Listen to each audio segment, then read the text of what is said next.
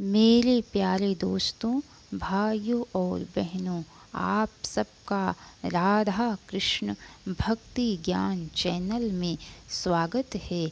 आज मैं आप सबको रामचरितमानस के सुंदर कांड का पाठ हिंदी में सुनाने जा रही हूँ, जिसकी कथा सुनने से भगवान श्री राम बहुत ही प्रसन्न होते हैं।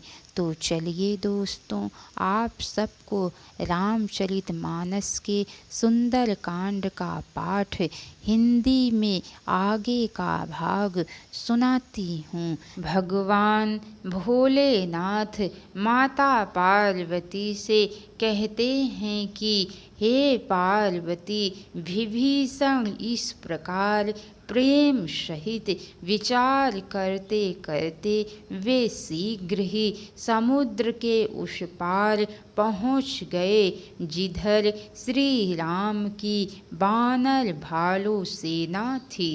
वानरों ने जब विभीषण को आते देखा तो उन्होंने समझा कि यह शत्रु पक्ष का कोई विशेष दूत है। उन्हें पहरेदारों के पास रोक कर वे वानर राज सुग्रीव के पास आए और उन्हें यह समाचार सुनाया। सुग्रीव ने श्री राम के पास जाकर कहा, हे रघुनाथ, सुनिए, रावण का भाई विभीषण आपसे मिलने आया है।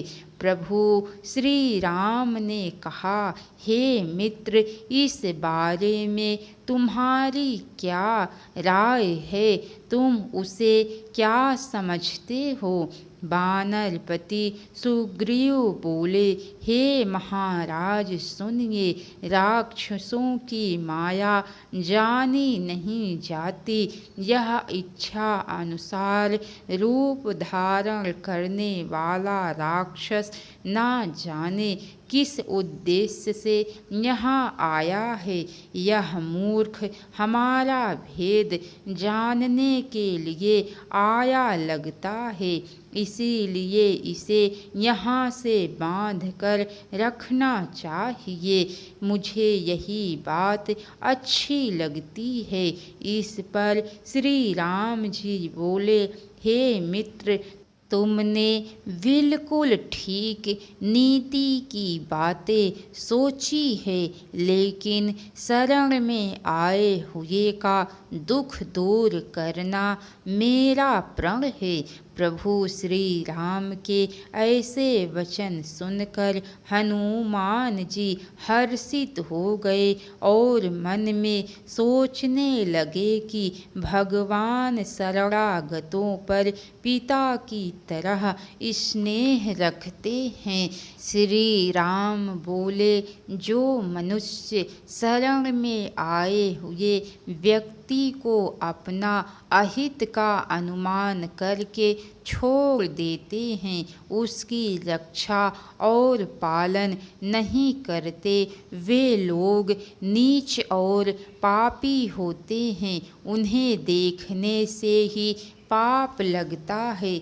जिसने करोड़ों ब्राह्मणों की हत्या की हो, वह यदि अपना अहंकार त्याग कर मेरी शरण में आए तो मैं उसे भी नहीं त्यागता, क्योंकि प्राणी जब मेरे सामने आ जाता है तो उसके पिछले करोड़ों जन्मों के पाप स्वयं नष्ट हो जाते हैं। पापी व्यक्ति का यह सहज स्वभाव होता है कि उसे मेरा नाम स्मरण कभी अच्छा ही नहीं लगता। सोचो, अगर रावण का भाई बिल्कुल दुष्ट स्वभाव का होता तो क्या वह मेरे सम्मुख आ सकता था? मेरे पास तक तो जो प्राणी निश्चल निर्मल हृदय के होते हैं वे ही आते हैं। मुझे ऐसे भक्त ही पसंद है। मुझे छल कपट करने वाले अच्छे नहीं लगते। और अगर रावण ने उसे हम लोगों का भेद लेने के लिए भेजा हो तो भी हे सुग्रीव हमें कोई भय या हानि नहीं है। हे वानर राज मित्र सुग्रीव, संसार में जितने भी राक्षस हैं उन सब को लक्ष्मण चाहे तो थोड़ी ही देर में मार सकते हैं। और अगर विभीषण डरकर मेरी शरण में आया है तो उसे मैं अपने प्राणों की तरह रखूंगा। कृपा निधान श्री राम हंसकर बोले।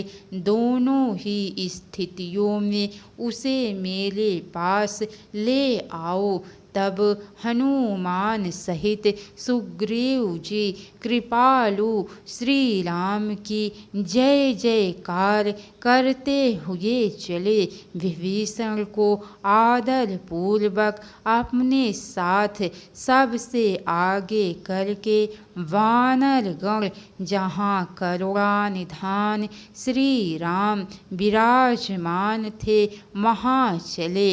आँखों को प्रसन्नता प्रदान करने वाले अत्यंत सुख देने वाले श्री राम लक्ष्मण दोनों भाइयों को दूर से ही विभीषण ने देखा।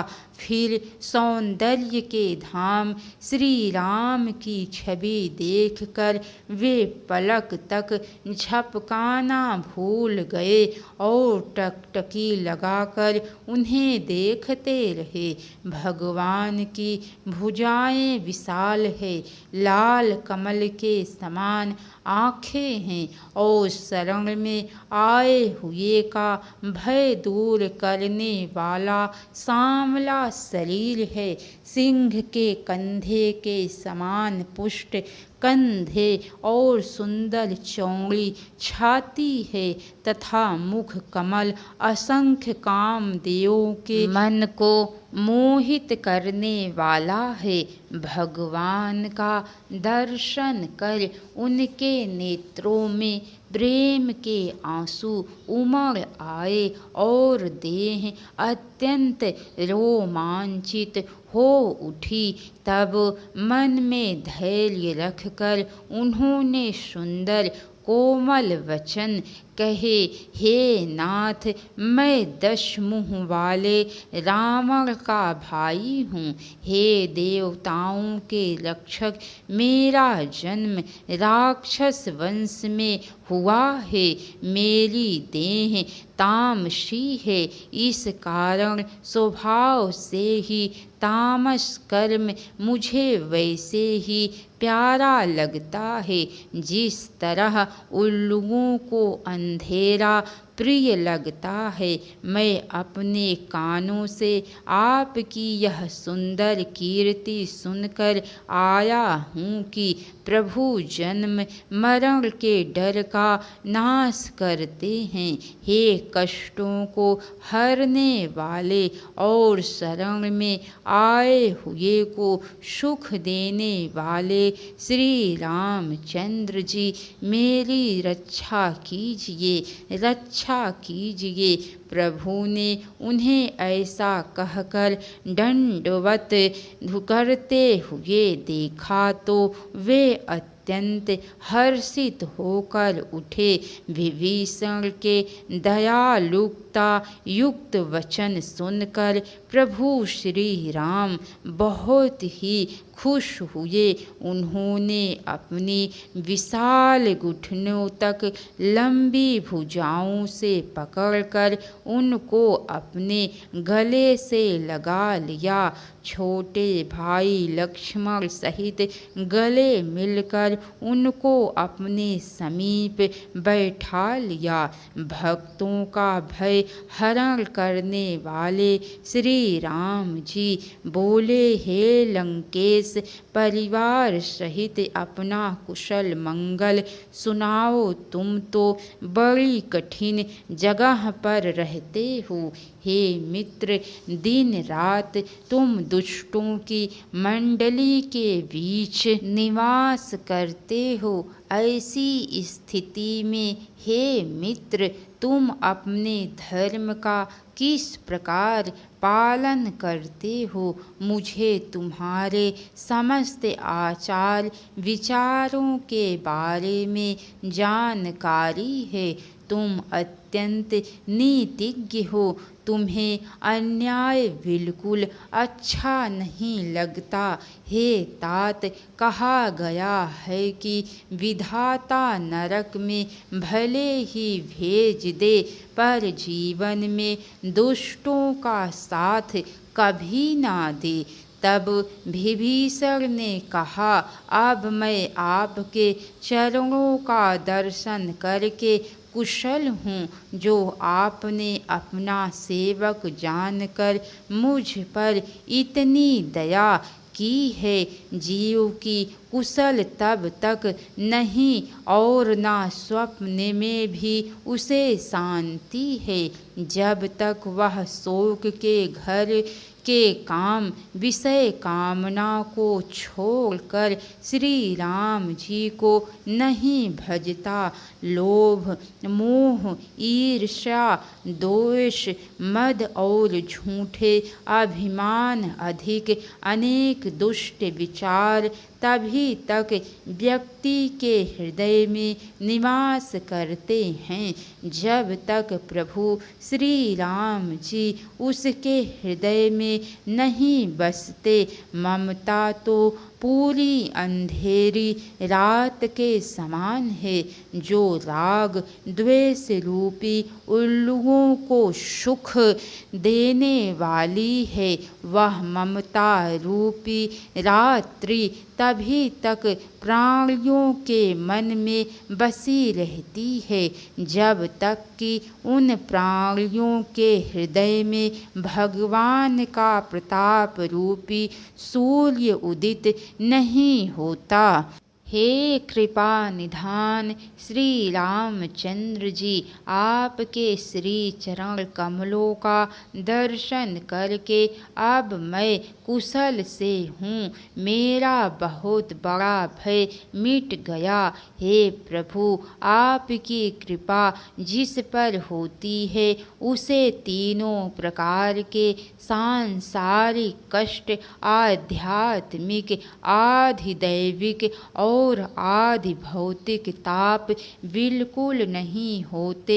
मुझे देखिए, मैं राक्षस हूँ, अत्यंत नीच स्वभाव वाला हूँ। मैंने अपने जीवन में कभी कोई बहुत अच्छा कल्याणकारी आचरण नहीं किया है। जिनके रूप का दर्शन बड़े बड़े ऋषि तपस्वी लोगों को भी नसीब नहीं होता, उन प्रभु श्री राम ने कृपा करके हर्षित होकर स्वयं मुझे हृदय से लगा लिया है। इसके आगे की कथा दोस्तों आप सबको कल सुनने को मिलेंगी। तो कैसी लगी कथा लाइक करके कमेंट बॉक्स में ज़रूर बताइएगा। अगर हो सके तो एक बार शेयर भी ज़रूर कीजिएगा। तो बोलिए सिया बलराम चंद्र की जय, पवन सुत हनुमान की जय। राधे राधे दोस्तों, हर हर महादेव।